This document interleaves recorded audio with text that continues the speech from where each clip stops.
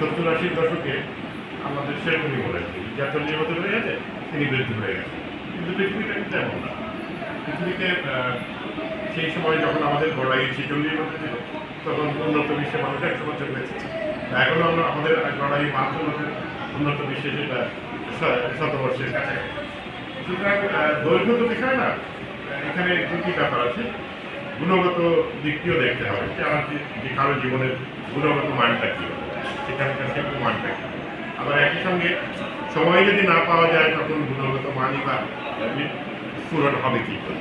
সুতরাং দুটোই দরকার, কিছুদিন বেঁচে থাকাও দরকার এবং সেই সময়টাকে ঠিক মতো কাজে লাগানোটাও দরকার। কনফুসিয়াসের ভাষায় every man has two life and he understands when one is finished, যখন একটা শেষ।